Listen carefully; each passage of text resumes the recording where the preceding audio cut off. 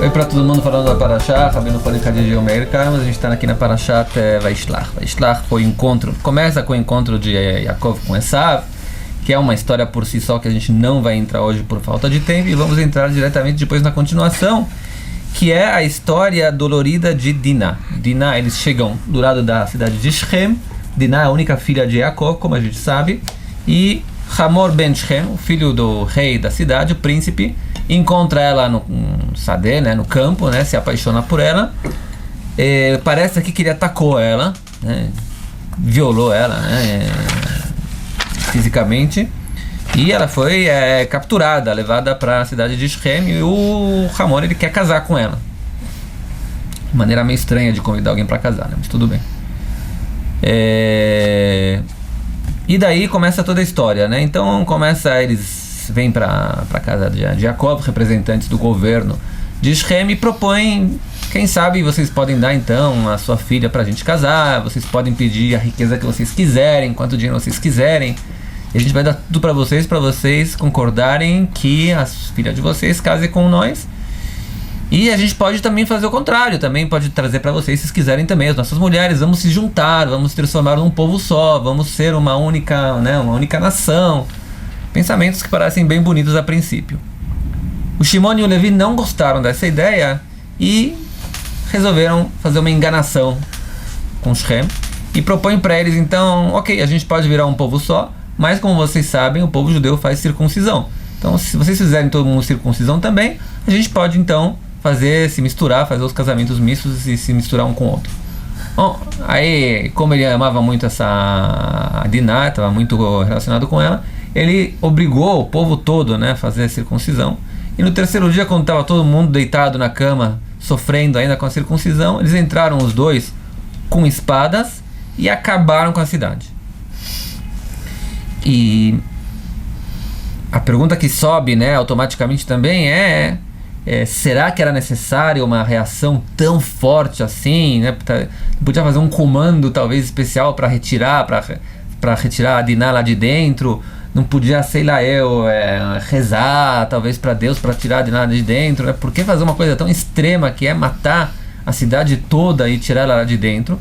E talvez a segunda pergunta também, dependendo do tempo que a gente tiver também, eles fizeram certo ou errado, né? Isso tem a ver com a primeira pergunta também. Mas a gente vê que o Yaakov não gostou dessa ideia, não? O Yaakov ficou nervoso com eles e falou, né? E Vishane, vocês estão me colocando em perigo com todos os povos que estão aqui, quando eles vão escutar que os judeus aqui mataram a cidade toda, o que vão fazer com a gente? Vão acabar com todo mundo aqui, vão matar todo mundo aqui, nossa família vai ser morta.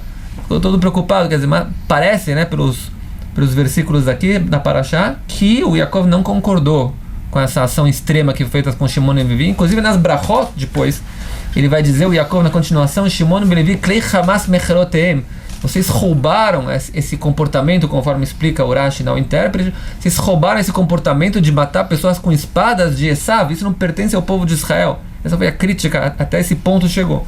Então, mais uma vez a pergunta, né? Qual a discussão? Por que Shimon e Levi fizeram isso? O que está acontecendo aqui? Né? É uma história muito extrema e tem que tentar entender o que está acontecendo.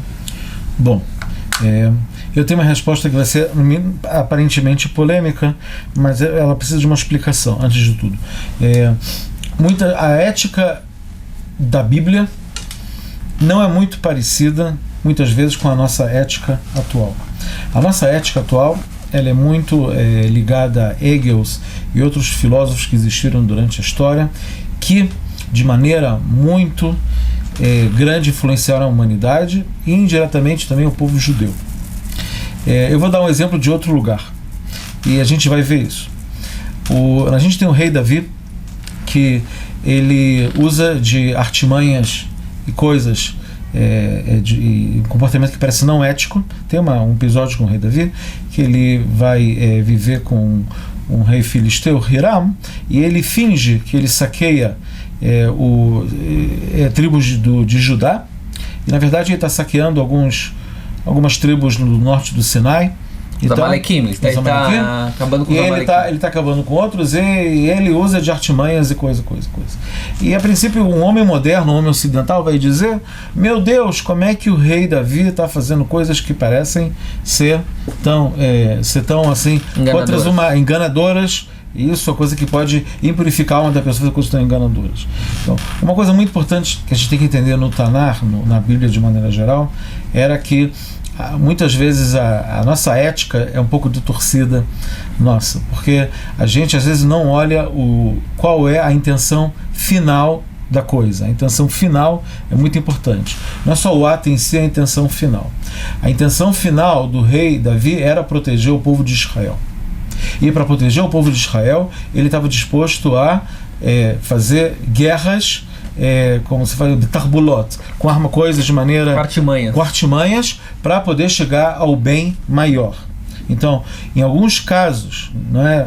Em alguns casos, se você tem um bem maior e você está sendo sincero nas suas intenções, você pode usar de artimanhas para fazer isso. Isso é uma coisa.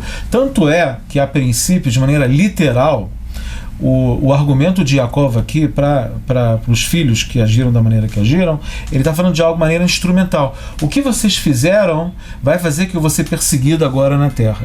Quer dizer, de maneira literal, Yaakov não está criticando eles a nível ético, como a gente conhece ele hoje em dia. Matou a cidade toda, e sim que em termos políticos foi uma ação perigosa. Vocês estão me botando em problema um problema muito sério agora de sobrevivência, e a qual parece que não está de maneira diretamente se relacionando ao comportamento que parece que não foi moral. Mas você sim lembrou que Yaakov, no leito de morte, quando ele liberou os filhos, ele fez algumas críticas. As críticas estão trazidas de maneira... tem alusões a críticas. Tem alusão à venda de Yosef, tem alusão a essa que eles fizeram um massacre aqui. Então, existe... é claro que isso mostra que Yaakov, ele não está só falando do lado instrumental, que também tem... crítica também do ponto ético do crítica da coisa em si. Da morte que eles mataram. Então, isso mostra que em certas horas é importante também você tem horas que você vai usar de violência. Tem coisas que você vai usar de violência. Às vezes, para você combater violência, você tem que usar violência, infelizmente, que às vezes é o único ponto ético, entre aspas, de uma guerra. Uma guerra de defesa, uma guerra de proteção, você tem que usar.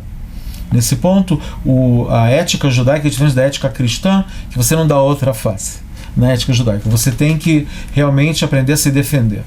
E aquele que vai tentar matar você tem que antecipar isso e matá-lo antes. Você vê que o Dino Rodef, a gente vê que alguém está querendo matar a gente, um homicida, a gente não pode ter um comportamento hipócrita. Não, mas ele ainda não fez nada. Não, mas se a gente está vendo que ele está na iminência de agora matar alguém, você pode ir Ashkem ve'orgo. Você antecipa o mal e faz isso. Isso é a ética judaica. Então, de maneira geral, existe também esse lado de você usar a violência. O que foi errado aqui foi o uso demasiado. Foi o massacre que foi feito. Igual você falou. Eles podiam ter feito, talvez, aos olhos de Yaakov, uma coisa mais tem coisa mais cirúrgica. De salvar a Diná, e talvez se alguém no caminho estivesse evitando e tal, eles usariam da força e matariam quem tem que matar para poder cumprir essa missão. Mas eles fizeram algo que aos olhos foi massacrante. Existe algumas... Essa linha, ela existe em muitos casos. Um caso, por exemplo, que a gente sabe, é o de Paró. O de Paró, o povo judeu era escravo de Paró. E não era um comportamento não ético ter escravos, era aceito terem escravos. É um comportamento antigo que era legítimo de ter escravo. Qual foi o erro dos egípcios? Que eles subjugaram Avodat Parah demais o povo. Outra coisa que os egípcios fizeram, que isso foi contra as leis de guerra da época, no mundo antigo, é que depois que os judeus foram liberados, Paró pegou o exército dele e falou: eu vou reconquistar eles agora. Esse comportamento de reconquista, isso era contra a ética dos povos antigos também.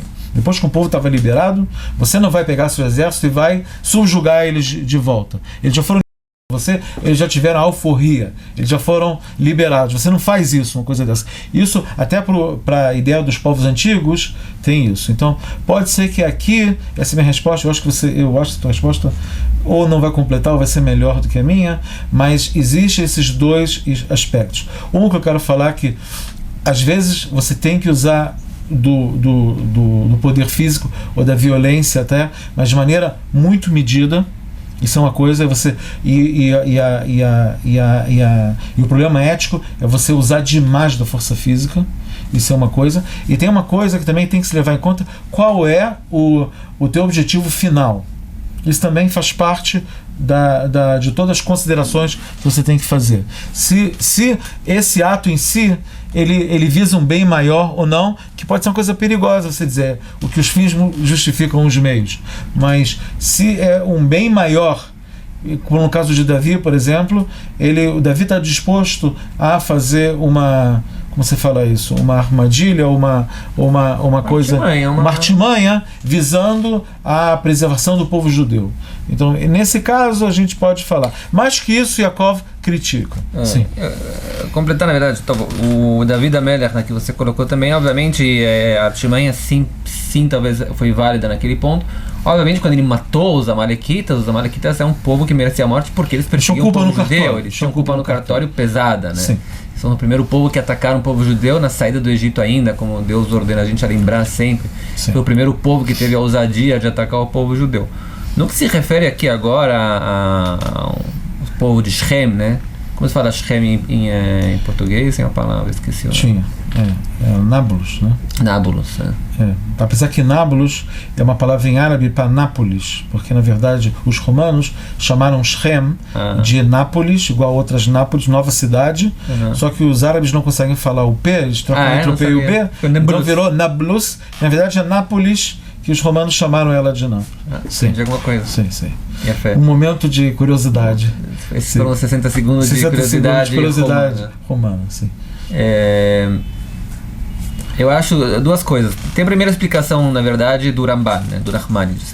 O Nachmanides escreve, se eu me recordo bem, que uma das leis básicas dos povos, a gente sabe que tem 7 mitzvot do Bnei Noach, 7 mitzvot do Bnei Noach. Uma das 7 mitzvot é fazer tribunais e colocar polícias também para manterem a ordem e a ética. Essa ética vai ser prefixada, que nem você falou, pelos povos naquele momento, para tentar imaginar como pode ser uma ética que melhor possa dar vida para o mundo de maneira mais agradável para todo mundo. Quer dizer, não são que nem o povo judeu que tem as leis detalhadas em cada ponto ético. Mas sim, existe uma ética então espiritual, né, que cada ser humano pode tirar e criar tribunais então. Naquele tempo já os povos aceitaram a si mesmos também que atacar uma mulher, estrupar uma mulher e roubar uma mulher de alguém, né, uma filha de alguém, isso era uma coisa que não era aceita já pela sociedade também naquele tempo. E o povo de Shem, por si, não fez tribunais para tratar desse tipo de comportamento. E já que o povo de Shem não fez nada para tratar, então eles mereciam, de acordo com esse pecado, uma pena de morte que foi executada pelo Shimon e o Levi. Essa para mim isso o Ramban escreve. Que só para complementar isso, uma coisa importante, que o povo de Shem, ao contrário dos 7 povos que existiam em Israel, existia uma exigência maior em relação a eles, que parece que eles eram ligados àqueles que Avraham aproximou para o monoteísmo. Então eles tinham um passado, era esperado deles um comportamento ético maior do que o Canaani e os outros povos que existiam na terra de Israel. Só para... E o segundo, o complemento talvez desse Pirush, pode ser dado também pelo Ramak. Sabe quem é o Ramak? Rabi Meir Kalmus. Você está falando do Ramak. Tem o Ramak e o Remá, então. Tem o Ramak que é o Rabi Meir Kalmus também. Rabino Meir Kalmus. O Ramak Rabino Meir Kalmus, ele fala o seguinte, né? A gente vê na continuação que o Yaakov ficou com medo que a gente falou que os outros povos vão atacar eles agora. Então a pergunta é por que vão atacar eles agora? Tá bom, teve aqui uma história particular, roubaram a mulher, eles foram lá, atacaram, mataram. Por que essa desconfiança tão grande que todos os povos agora vão atacar? Então me parece que naquele tempo Jacob já percebeu que existia um perigo de antissemitismo muito grande já na terra de Israel, que os povos estavam olhando para essa tribo, né, esse grupo tribal, né, a ver deles que estão chegando lá, que tinham aqueles boatos que Deus prometeu para eles a terra, etc. Já olharam com o olho esquerdo como quem dizendo, essa turma aí tem problema com essa turma vai fazer bagunça, a gente tem que tomar cuidado com eles, tem que não sei o que, não. E provavelmente então Shimon e Levi, eles perceberam, né, que se numa situação dessas, que começar agora assim já, que eles estão na terra de Israel, que os povos veem que o povo de Israel está fraquinho, e que quem quiser, quem de repente tem algum problema com seus instintos materiais, vão agora começar a estrupar e capturar mulheres do povo de Israel. Se deixar essa situação não fazer uma coisa muito extrema, antecedente. É um antecedente muito perigoso para um grupo de pessoas que estão só agora começando a se desenvolver ainda. Então, pode ser que a opinião deles foi, né, talvez isso que eles falaram também, né, quando Yaakov perguntou para eles como vocês fizeram isso, eles falaram a rezonar e a ser a roteino, que como uma prostituta vai ser feita a nossa irmã, e talvez a parte mais profunda dessa frase, né, dessa indagação que eles falaram, seria, se a gente deixar a nossa irmã ser tratada como uma prostituta, não vai sobrar nada aqui do povo de Israel, porque toda a força, como se fala arta em português? Como se fala arta? É de uma advertência, não é advertência. Toda a força que a gente tem do temor que a gente quer criar frente aos povos, que a única proteção que a gente tem é criar esse temor, a gente está destruindo. Né? Na verdade, eu não quero entrar em política, mas eu não quero entrar na política agora se foi certo ou errado parar, né, toda a ação militar que teve algumas semanas atrás contra o Hamas, contra a Gaza.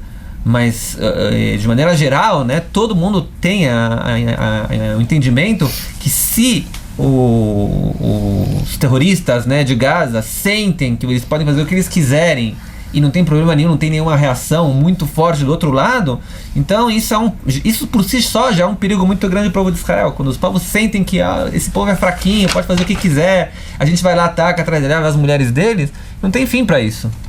Então, na minha opinião, esses são os dois pontos principais que tem que levar em conta aqui da Dinah. Agora, eles têm um ponto espiritual também que falam da Dinah, que ela tinha um potencial muito grande, né, como a Leá também, de aproximar almas que estão muito longe do judaísmo, né, do trabalho para com Deus. Por isso que Leá tinha que casar com Esav, na verdade, porque ela ia ter força para poder trazer o Esav de volta ao trabalho divino. E também a Dinah, está escrito também que se ela também casasse com Esav, também ela teria potencial, porque ela era filha da Leá. E talvez um pouco dessas ações ela fez quando ela teve em Shem, que talvez ela tinha o potencial talvez de poder transformar o Shem, a cidade de Shem, numa cidade talvez mais positiva também, com a força que ela tinha. Uma mulher muito forte, que nesse momento para falar sobre ela, talvez uma outra oportunidade no ano que vem, se Deus quiser. Para vocês todos, um Shabbat Shalom. Shabbat Shalom. Até a semana que vem.